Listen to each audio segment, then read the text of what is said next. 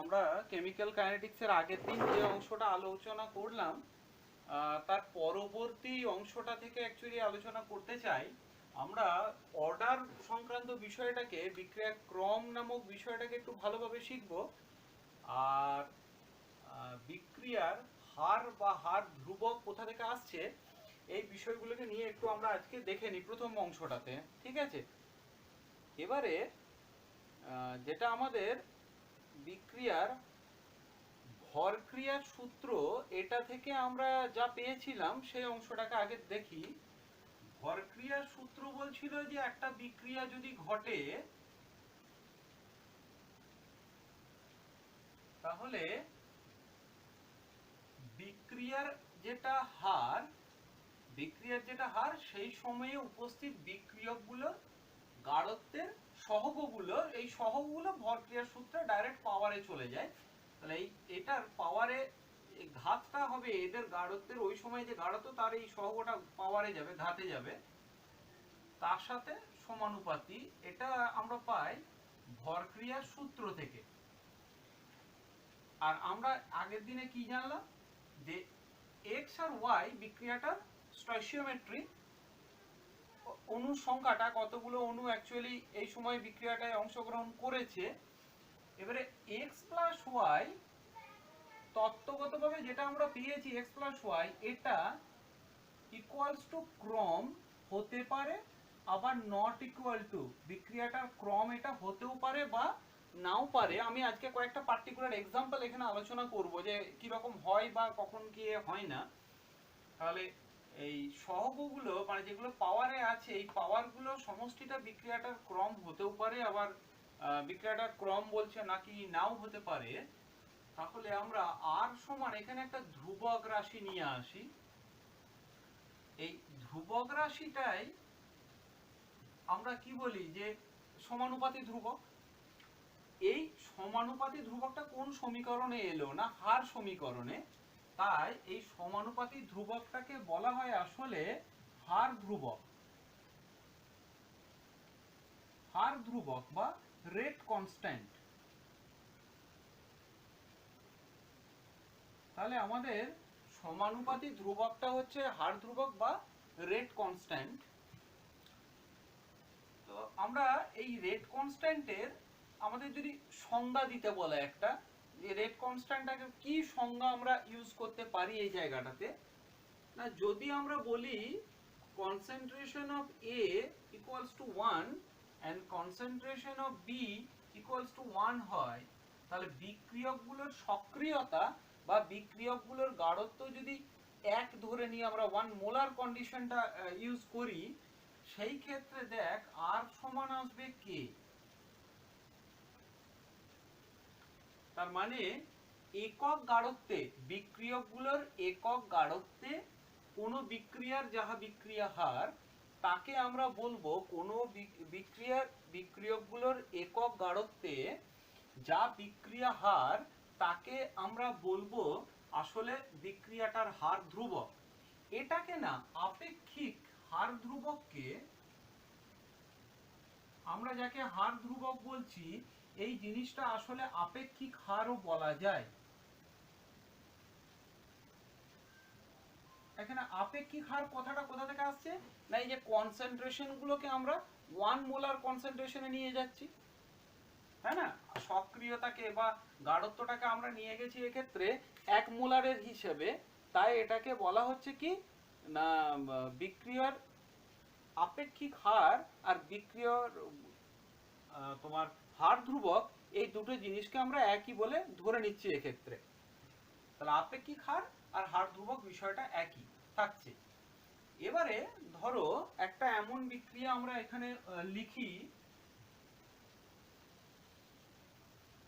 ধরো একটা বিক্রিয়া আমরা লিখছি যে Na থেকে প্রোডাক্ট তৈরি হয়েছে, n সংখ্যক A থেকে একটা প্রোডাক্ট তৈরি হচ্ছে এখানে।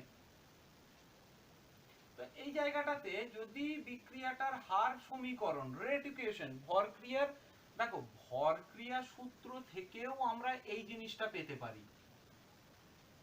আবার বাস্তবিক যেটা হার সমীকরণ, তাতে এর অ্যাকচুয়াল যেটা সহগ সেটাই পাওয়ারে থাকতে পারে, আবার নাও পারে। আমরা আগের দিন আলোচনা করেছি যে বিক্রিয়ার ক্রম একটা পরীক্ষালব্ধ রাশি।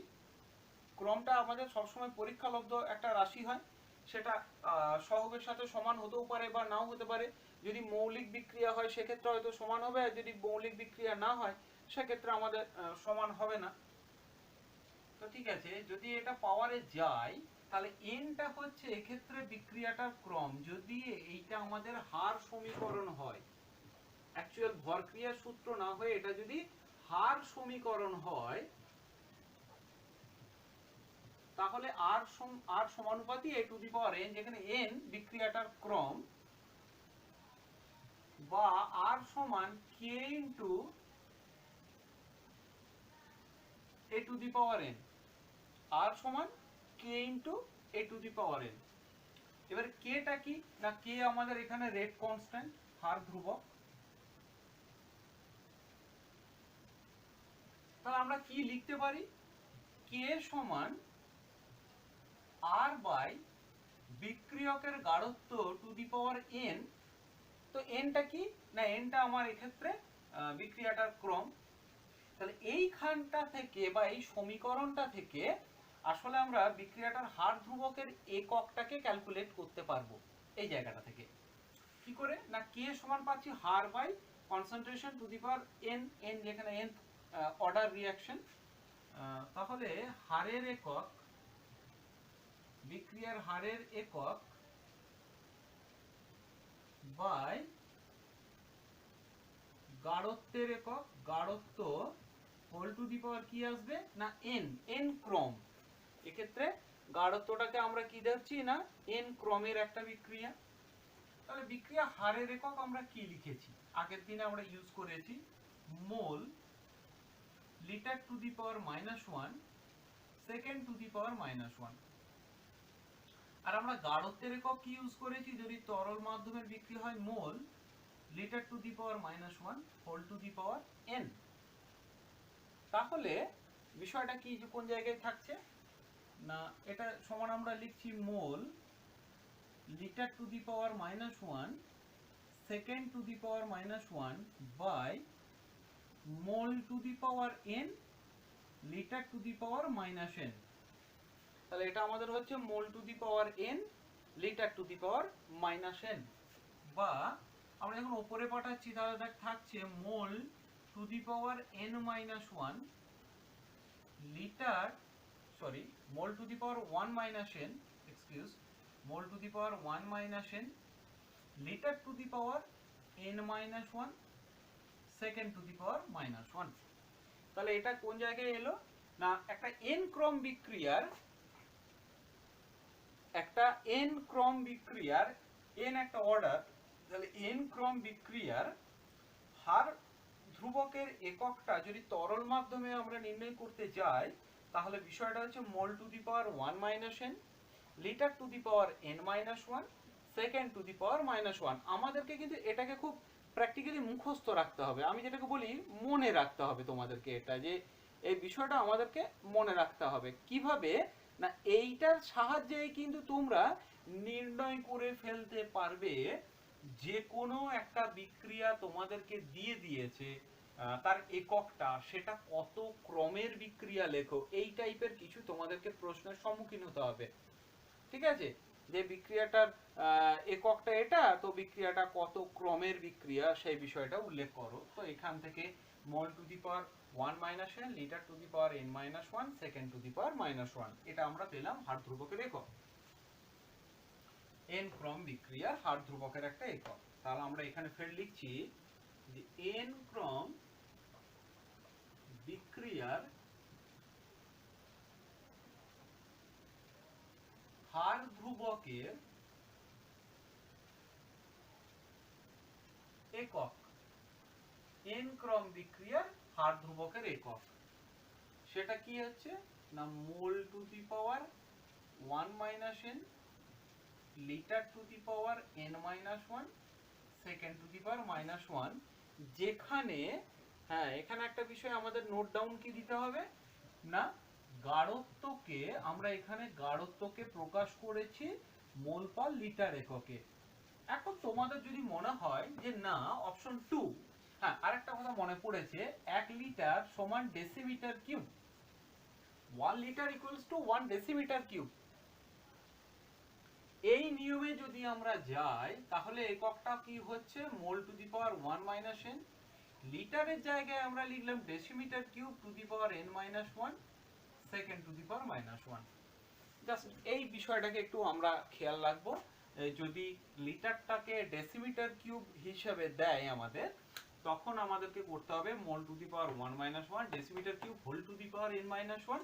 তার মানে একটাই মনে রাখবে, দুটো মনে রাখার অত কষ্ট করতে হবে না, শুধু মনে রাখবে 1 লিটার সমান 1 ডেসিমিটার কিউব, জাস্ট ওটাকে এখানেতে পুট করে দেবে, তাহলে তোমার অ্যাকচুয়াল প্র্যাকটিক্যাল জিনিসটা পেয়ে যাবে।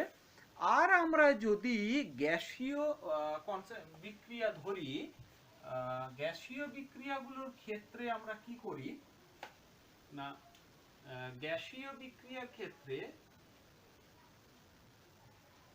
গ্যাস মাধ্যমে ধরো কোনো বিক্রিয়া হয়েছে, সেখানে আমরা কনসেন্ট্রেশনকে নোট করছি কি হিসেবে অ্যাটমসফিয়ার, কোথাও এসআই এককে বার টর ইত্যাদি এককে প্রকাশ করা যায়, আমি অ্যাটমসফিয়ার দিয়ে সিম্পল দেখিয়ে দিই। তাহলে কে সমান হচ্ছে আমাদের আর by concentration of A whole to the power n, and just r এর একক তাহলে আগের দিনে কি পড়েছিলাম, রেট, গাঢ়ত্ব বাই সময়। তাহলে গাঢ়ত্বটা হচ্ছে এখানে অংশচাপ এককে প্রকাশ করা হয় atmosphere second to the power minus 1 রেটটা, আর গাঢ়ত্বটা হচ্ছে atmosphere two the power n, তাহলে ফ্যাক্টরটা হলো atmosphere two the power 1 minus n and second to the power minus 1। এটা হচ্ছে কে এর একক। যদি গ্যাসিয়াস রিঅ্যাকশন আমাদেরকে ধরতে হয় তাহলে কে এর এককে আমরা ডিরাইভ করতে পারি কে সমান atmosphere two the power 1 minus n second to the power minus 1। এবারে একটা পয়েন্ট আমাদেরকে মনে রাখতে হবে যেটা খুব কষ্টকর নয়, যদি টাইমের এককটাকে মিনিট ধরা হয়, টাইমটাকে যদি মিনিট এককে লেখা হয়, তা জাস্ট শেষকালটা আমাদেরকে চেঞ্জ করব, তখন টাইম ইন মিনিট ইউনিট ধরলে কে এর এককটা হচ্ছে mole to the power 1 minus n, litre to the power n minus 1, minute to the power minus 1, और mole to the power 1 minus n decimetre cube to the power n minus 1, minute to the power minus 1, और atmosphere to the power 1 minus n minute to the power minus 1। ঠিক আছে, এইভাবে আমরা কিন্তু টাইমের এককটা যদি আমাদের সেকেন্ডে দেয় সো সেকেন্ড ধরে নিয়ে করতে পারি, অথবা যদি মোল পার লিটারে কনসেন্ট্রেশন বলে মোল পার লিটারে কনসেন্ট্রেশন ধরে করব, যদি আমাদের অ্যাটমসফিয়ারে বলে অ্যাটমসফিয়ারে ধরে লিখব। তো বেসিক্যালি এতদিনের মধ্যে যেটা লক্ষ্য করেছি বেশিরভাগ ক্ষেত্রেই কিন্তু একটা তোমাদের সুবিধের জায়গা আছে, ওই বেশিরভাগটাই তোমাদেরকে ওই মোল পার লিটার এককে দিয়েই প্রশ্নগুলোর সম্মুখীন আজ অব্দি হয়েছে। তবে আমরা এটাও জেনে রাখলাম, এটাও সুবিধার্থে আমাদের সবই কাজে লাগবে।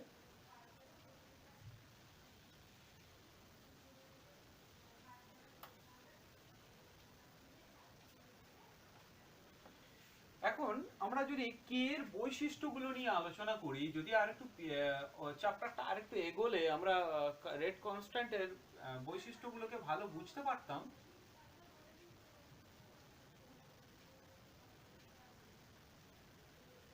তাহলে কে এর বৈশিষ্ট্য, রেট কনস্ট্যান্টের বৈশিষ্ট্য কি? একটা কথা মনে রাখতে হবে যে নির্দিষ্ট শর্তে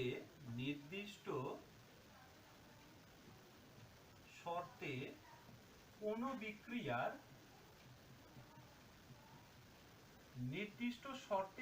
বিক্রিয়ার হার ধ্রুবক নির্দিষ্ট।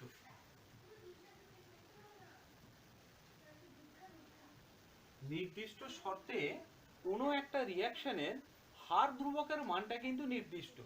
তার মানে তুমি যদি কন্ডিশন চেঞ্জ না করো throughout the reaction, you can't change the pressure and temperature, তুমি যদি এক্স্যাক্টলি মেনটেন করো তাহলে মনে রাখবে ওই বিক্রিয়াটার রেট কনস্ট্যান্ট সেম থাকবে।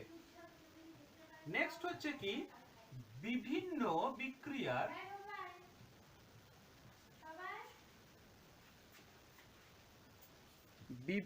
বিক্রিয়ার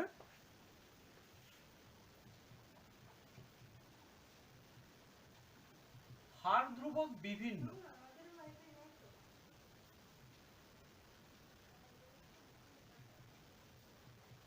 যদি রিঅ্যাকশন গুলো ডিফারেন্ট হয় তবে মনে রাখবে হার ধ্রুবকের মানটা বিভিন্ন। এই জায়গাটা একটা কিছু বলবার আছে। আমরা ভর ক্রিয়ার সূত্রতে কি দেখেছি একটু খেয়াল করো, আমি গ্রাফটা আরেকবার মনে করাই। ওয়েদার আমরা যদি কনসেন্ট্রেশন ভার্সেস টাইম প্লট করি, দেন আমরা কি দেখেছি যে স্টার্টিং এ আমরা এই পরিমাণ বিক্রিয়ক নিয়েছি। এখন গ্র্যাজুয়ালি টাইম স্প্যান যত এগোচ্ছে তত কি দেখি যে কনসেন্ট্রেশন গ্র্যাজুয়ালি এক্সপোনেনশিয়ালি ডিক্রিজ করে। তাহলে কনসেন্ট্রেশন যদি ডিক্রিজ করে এন্ড রেট প্রপোর্শনাল টু রিঅ্যাকট্যান্টের কনসেন্ট্রেশন হয়, তাহলে থ্রু আউট দ্য রিঅ্যাকশন বিক্রিয়ার হার কখনো সমান থাকে না। তাহলে আমাদেরকে কি মনে রাখতে হবে যে বিক্রিয়ার হার সমগ্র বিক্রিয়া জুড়ে কখনো একই থাকে না, কিন্তু বিক্রিয়া হার তোমার বিক্রিয়ার হার ধ্রুবকটা কিন্তু বিক্রিয়াটাতে একই থাকবে। বিভিন্ন বিক্রিয়ার ক্ষেত্রে হার ধ্রুবকের মানটা বিভিন্ন, হারটাও একই। দেখো ডিফারেন্ট কোনো কেসে দুটো বিক্রিয়ার রেট সমান হয়ে যেতে পারে, but rate constant to be ডিফারেন্টই হয়। 3 নম্বর যে কেসটা আমরা উল্লেখ করতে পারি, উষ্ণতা বাড়ালে, মনে রাখবে এটা, উষ্ণতা বাড়ালে হার ধ্রুবক বৃদ্ধি পায়। এই পয়েন্টটা খুব ইম্পর্টেন্ট। কেন এই আলোচনাটা আমরা কলিশন থিওরিতে পড়বো, পরবর্তী অংশে আলোচনা করব। শুধু মনে রাখবে 10 ডিগ্রি সেন্টিগ্রেড উষ্ণতা বৃদ্ধিতে 10 ডিগ্রি সেন্টিগ্রেড উষ্ণতা বৃদ্ধিতে হার ধ্রুবক 2 গুণ, প্রায় দুগুণ, আমরা প্র্যাকটিক্যালি 2 লিখলাম, প্রায় দুগুণ বৃদ্ধি পায়, 2 গুণ বৃদ্ধি পায়। তাহলে এইটাকেই মনে রাখবে উষ্ণতা গুণাঙ্ক। মনে রাখবে এই ঘটনাটাকে উষ্ণতা গুণাঙ্ক। মিন্স যদি T ডিগ্রি সেন্টিগ্রেডে K1 বা KT আর T+10 ডিগ্রি সেন্টিগ্রেডে KT+10 হয়, দুটো রেট কনস্ট্যান্ট আমি লিখলাম, T ডিগ্রি সেন্টিগ্রেডে KT and T+10 ডিগ্রি সেন্টিগ্রেডে KT+10, then KT+10 by KT এইটা নিয়ার ইকুয়াল টু 2 হবে, প্রায় দুগুণ। আর এই ফ্যাক্টরটাকেই বলে উষ্ণতা গুণাঙ্ক, বা মনে রাখবে টেম্পারেচার কোএফিসিয়েন্ট। উষ্ণতা গুণাঙ্ক বা টেম্পারেচার কোএফিসিয়েন্ট। তাহলে প্রশ্ন আসে, বারবার প্রশ্ন আসে এটা থেকে, উষ্ণতা গুণাঙ্ক কাকে বলে? তাহলে অ্যানসারটা কি লিখবো? কোন একটি রাসায়নিক বিক্রিয়ার হার প্রতি 10 ডিগ্রি সেন্টিগ্রেড উষ্ণতা বৃদ্ধিতে প্রায় দ্বিগুণ হয়ে যায়। তাহলে এই যে কোনো একটি নির্দিষ্ট উষ্ণতায় বিক্রিয়ার হার ধ্রুবক আর 10 ডিগ্রি সেন্টিগ্রেড উষ্ণতা বৃদ্ধিতে হার ধ্রুবক, সো 10 ডিগ্রি সেন্টিগ্রেড উষ্ণতা বৃদ্ধিতে হার ধ্রুবক এবং আগের উষ্ণতায় হার ধ্রুবকের অনুপাতটাই হচ্ছে উষ্ণতা গুণাঙ্ক। এই ফ্যাক্টরটার মান প্রায় 2।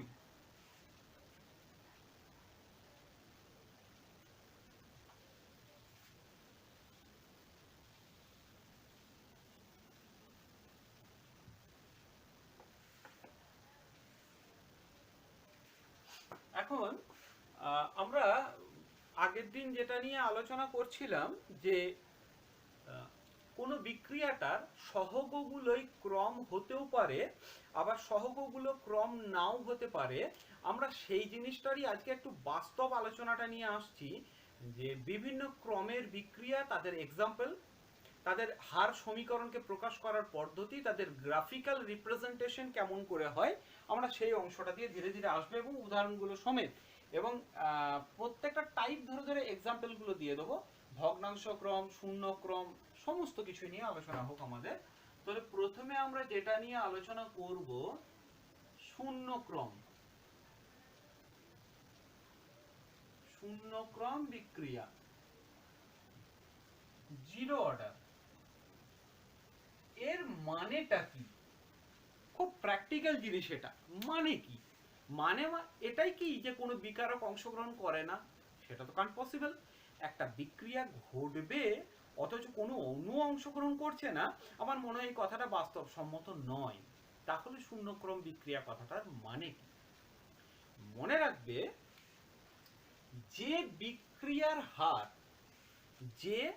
বিক্রিয়ার হার বিকারকের গাঢ়ত্বের উপর নির্ভর করে না, যে বিক্রিয়ার হার বিকারকের গাঢ়ত্বের উপর নির্ভর করে না, তাকে কিন্তু এক্স্যাক্টলি আমরা বলি শূন্যক্রম বিক্রিয়া। তাহলে ধরো আমার একটা বিক্রিয়া ঘটছে, খুব প্র্যাকটিক্যাল লিখতে পারি, এ থেকে প্রোডাক্ট। আমার একটা বিক্রিয়া ঘটেছে এ থেকে প্রোডাক্ট। আমার এট স্টার্টিং এ অর্থাৎ টি সমান আমি লিখলাম 0।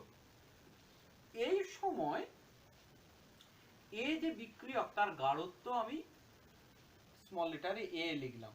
তাহলে প্রাথমিক গাঢ়ত্ব এ, প্রোডাক্ট তখন কত ছিল? 0। আফটার টি টাইম, টি সময় পরে, টি সেকেন্ড, টি মিনিট সময় পরে এক্স পরিমাণ বিক্রিয়াজাত পদার্থ আমার উৎপন্ন হয়েছে। তাহলে পড়ে রয়েছে কত? এ মাইনাস এক্স। খুব সিম্পলিফাইড একটা ইকুয়েশন আমি খাড়া করেছি এটাকে এনে। তাহলে দেখো এখানে আমরা আরেকটা জিনিস ধরতে পারি অনেকের পড়ার স্বার্থে, যে প্রাথমিক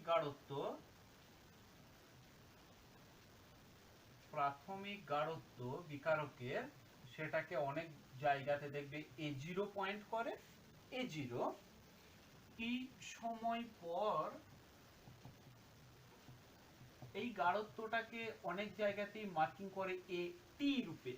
তাহলে প্রাথমিক গাঢ়ত্ব A0 টি সময় পর, আর এখানে আমার লিখে দেওয়া উচিত বিক্রিয়কের। তাহলে আমরা কি এটা লিখতে পারি যে এ সমান হচ্ছে A0, কিছুই না, বইয়ে বিভিন্ন রকম তোমরা ইকুয়েশন পাবে, এই বিভিন্ন ইকুয়েশনে আমরা এখানে মেনশন করে দিলে এটাকে ইকুয়াল করলেই হবে, এবং a মাইনাস এক্স সমান A0 মাইনাস AT, আর x সমান, সরি, a মাইনাস x সমান হচ্ছে AT, এক্সকিউজ মি, খুবই অন্যমনস্কতায় ভুল হয়ে গেছে একটা, আর x সমান আসলে কিন্তু A0 মাইনাস AT। প্রাথমিক গাঢ়ত্ব A0, টি সময় পরে গাঢ়ত্ব AT, a মাইনাস x সমান AT, আর x সমান কি? এই দুটোর বিয়োগফলটাই হবে x। এখন রেট অফ রিঅ্যাকশন আমরা বের করতে চাইব। ধরি dt সময়ে dx গাঢ়ত্বের পরিবর্তন হয়েছে। ধরলাম আমরা dt সময়ে dx গাঢ়ত্বের পরিবর্তন হয়েছে। আর একটা জিনিস কালকে আগের দিনের পড়া থেকে দেখো, r সমান মাইনাস dAdt সমান d product by dt।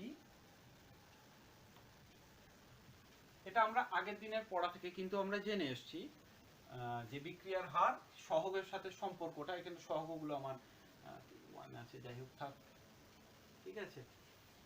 And এই জায়গাটাতে তাহলে আমরা কি লিখতে পারি? dx dt সময়ে যদি dx গাঢ়ত্বের পরিবর্তন হয়, অতএব বিক্রিয়া হার, তোমরা আমার সাথেই লেখো, বিক্রিয়া হার রেট সমান কি হবে? গাঢ়ত্বের পরিবর্তন বাই সময়ের পরিবর্তন। এখানে আমরা কাকে অ্যাপ্লাই করব? ভরক্রিয়ার সূত্রকে। কি ভরক্রিয়ার সূত্রকে অ্যাপ্লাই করব? না, কোনো একটা নির্দিষ্ট মুহূর্তে কোনো বিক্রিয়ার হার ওই সময়ে উপস্থিত বিক্রিয়কগুলোর গাঢ়ত্বের উপযুক্ত ঘাতের গুণফলের সমানুপাতিক। তাহলে জিরো অর্ডার রিঅ্যাকশন মানে কি? যে বিক্রিয়ার হারটা এর যে গাঢ়ত্ব ওই দ্যাট টাইম কোন একটা ফ্র্যাকশন অফ টাইমে যে টাইমে রেটটা নির্ণয় করছি ওই টাইমে যে গাঢ়ত্ব তার উপরে ডিপেন্ড করছে না। তাহলে আমরা এটা কি লিখতে পারি যে রেট সমান dx বাই dt সমান k into a two the power actually 0 at that time এর যা কনসেন্ট্রেশন আছে তার টু দি পাওয়ার 0। বোঝা গেছে? তাহলে বিক্রিয়ার হার ওই সময়ে উপস্থিত বিক্রিয়ক যা তার গাঢ়ত্বের সাথে কি করেছিলাম আমরা, না এটা আমরা একটা সমানুপাতি করে দিয়েছিলাম। তাহলে সেইটা 0 হতে হবে, তবে 0 অর্ডার রিঅ্যাকশন। আর তুমি এখানে এই শর্তে লিখতে পারো এন এ থেকে প্রোডাক্ট, এখানে যা খুশি থাক 1 100 200 300 এখানে যাই থাক, মনে রেখো 0 অর্ডার মানে এই পাওয়ারটা 0, অর্থাৎ এখানে 10টা অণু অংশগ্রহণ করলেও এখানে কেউ নেই, কারোর সাথে সম্পর্কিত নয়। তারা প্র্যাকটিক্যাল কিভাবে 0 অর্ডার পেল? প্রশ্ন আসতে পারে 0 অর্ডার কেমন করে বের করলেন? না বিজ্ঞানীরা কি করেছে, না বিক্রিয়াটাকে দেখেছে, বিভিন্ন গাঢ়ত্বে দেখেছে, গাঢ়ত্ব বাড়িয়ে 2 গুণ 3 গুণ 4 গুণ করে, গাঢ়ত্ব হ্রাস করে হাফ, 1/3 1/4 করে করে, কোনো ক্ষেত্রেই দেখেছে রেটটা কোনোভাবে প্রভাবিত হয়নি। তাহলে যখন রেটটা কনসেন্ট্রেশনের সঙ্গে কোনোভাবে প্রভাবিত হচ্ছে না, that's called the zero order reaction. অতএব আর এটা সরি, তাহলে dx by dt equals to k. K is a constant term, rate constant, or dx সমান k into dt। তাহলে dx সমান আমরা কি লিখতে পারি, k into dt। ওকে, এখন আমরা কি করব না, through out the time span of the reaction বিক্রিয়ার মোট সময়কালে এই বিক্রিয়াটাকে ইন্টিগ্রেট করব। তাহলে আমরা তো একটা ক্ষুদ্র সময়ের তফাতে মেপেছি, খুব ছোট একটা সময়ের তফাতে, কিন্তু আমরা এখন কি করতে চাইছি না, আমরা লার্জ স্কেলে মাপবো কত 0 থেকে t পর্যন্ত আমার বিক্রিয়াটা হয়েছে। আমি যদি তাই করি, সেটা করে আমি কি পাই দেখি।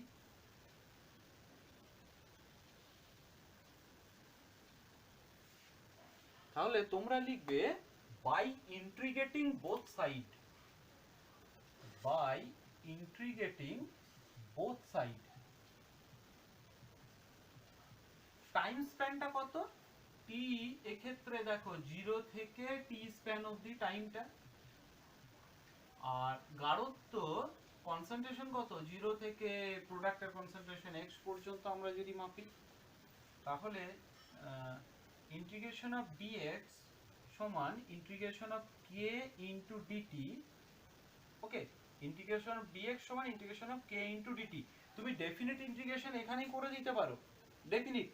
আর যদি ইনডেফিনিট দেখো, আবার এই জায়গাতে দুটো অথার নির্ভর অনেকেই এখানেতে কনস্ট্যান্ট টার্মটা দিয়ে দেয়, কারণ আমি যখন লিখছি বাই ইন্টিগ্রেটিং বোথ সাইড, আমি যদি ইন্টিগ্রেট করে নিই দুটোকে এই টার্মের মধ্যে, তাহলে আমি এখানে ইন্টিগ্রেশন কনস্ট্যান্ট অ্যাড করতে পারি, আমি পরের স্টেপেও অ্যাড করতে পারি, কোনো সমস্যা নেই। অথার নির্ভর ব্যাপারটা, আই সমান ইন্টিগ্রেশন কনস্ট্যান্ট, তোমরা লিখে রাখবে ইন্টিগ্রেশন ধ্রুবক, সমাকলন ধ্রুবক আইটা, আই আমাদের এক্ষেত্রে ইন্টিগ্রেশন কনস্ট্যান্ট।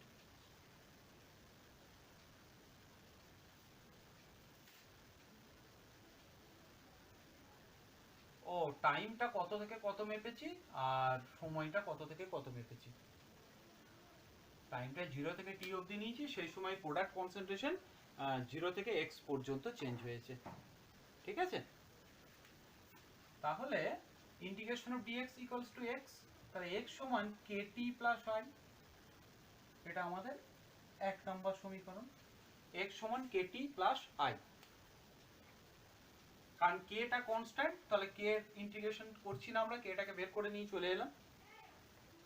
ওকে, এখন দেখো আমরা যদি মেনশন করি যে যদি t সমান 0, at t টাইম 0, ওইখানেই তো অ্যাকচুয়ালি এটা কনস্ট্যান্ট ছিল, এটা তো ভেরিয়েবল, একমাত্র কনস্ট্যান্ট কোথায় ছিল, t সমান 0, তখন x সমান কত ছিল, t সমান 0 হলে x সমান 0, অতএব i সমান 0।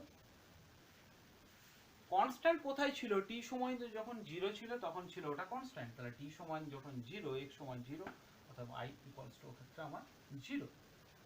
অতএব from 1 x equals to kt, and that is zero order reaction এর rate equation. এইটি মনে রাখবে শূন্যক্রম বিক্রিয়ার হার সমীকরণ। এটি হলো আমাদের শূন্যক্রম বিক্রিয়ার হার সমীকরণ, x equals to kt.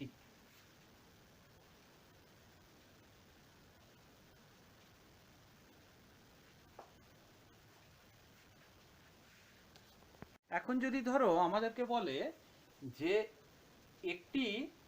একটি শূন্যক্রম বিক্রিয়া কতক্ষণ পরে শেষ হবে, টাইম ফর কমপ্লিশন, তাকে আমরা বলবো সম্পূর্ণ বিক্রিয়াকাল। এটাকে আমরা বলছি সম্পূর্ণ বিক্রিয়াকাল। তার মানে কি না, যদি t সময়ে বিক্রিয়া সম্পূর্ণ হয়,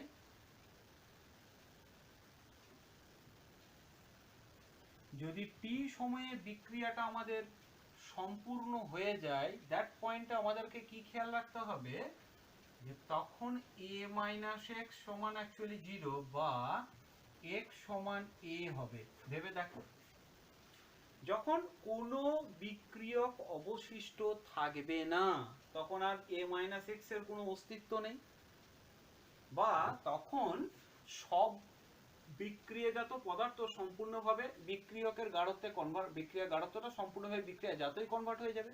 তাহলে a - x সমান 0। আমি এটাই বুঝবো যে t টাইমে যদি বিক্রিয়াটা সম্পূর্ণ হয় তখন আর বিক্রিয়ক কিচ্ছু পড়ে থাকবে না, and then a - x সমান তখন হবে 0 বা x সমান a. Now put in this equation, from equation 2 x সমান a বসালে k into t, তাহলে t সমান কি আসছে না, দেখো t সমান a by k, t সমান কি a by k। তাহলে এখন আমরা কি বলতে পারি, প্রাথমিক গাঢ়ত্ব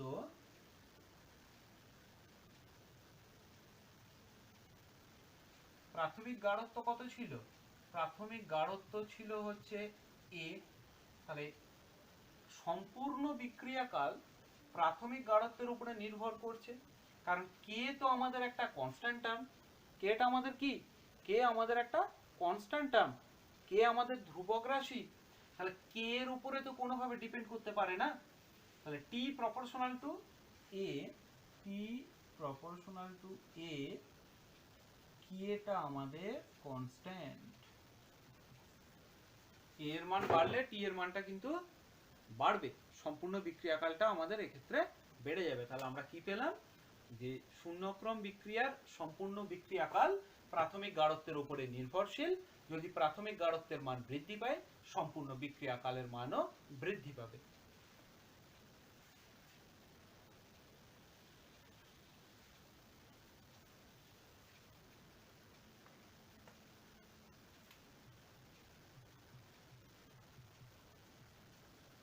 আর একটা কি দেখছি আমরা না, অর্ধ জীবনকাল।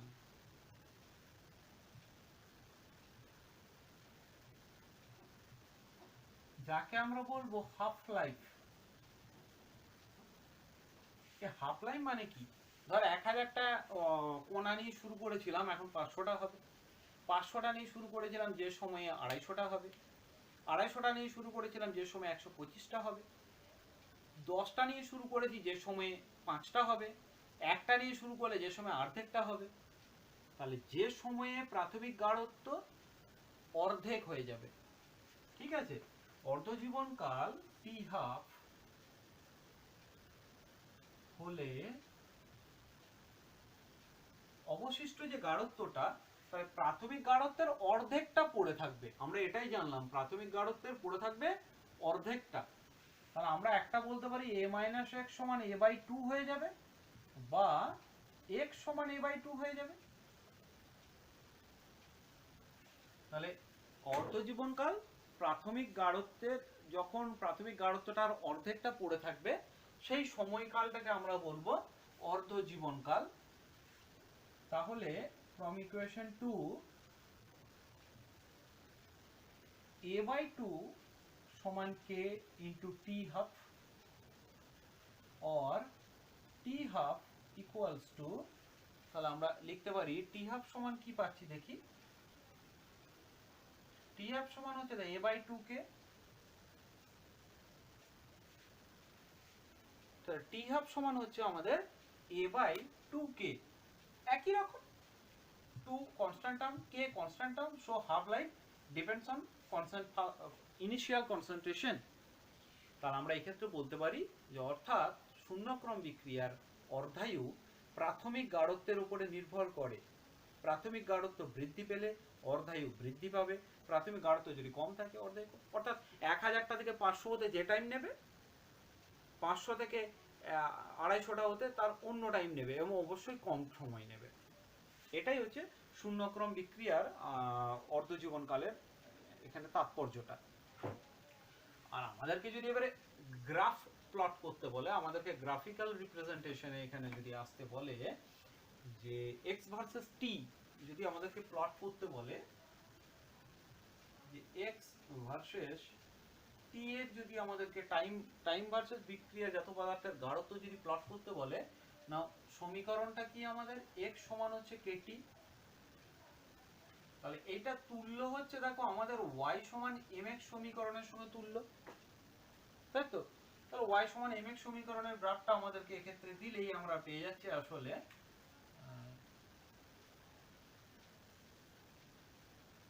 x আর এটা হচ্ছে আমাদের t, তাহলে এটা আমাদের y সমান mx এর সমীকরণ।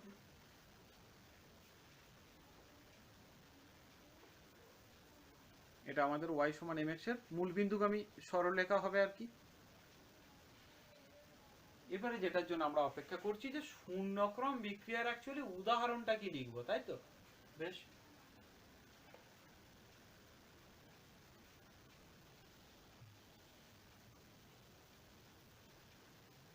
তো এটা হচ্ছে গোল্ড বা প্লাটিনাম ক্যাটালিস্টের উপস্থিতিতে HI এর বিয়োজন 2HI থেকে তৈরি হয় H2 প্লাস I2, 2HI থেকে বিয়োজিত হয়ে তৈরি H2 আর I2 গোল্ড বা প্লাটিনাম ক্যাটালিস্টের উপস্থিতিতে হয় বিক্রিয়াটা। এই বিক্রিয়াটাকে ফলো আপ করা গেছে যে রেট সমান k into concentration of HI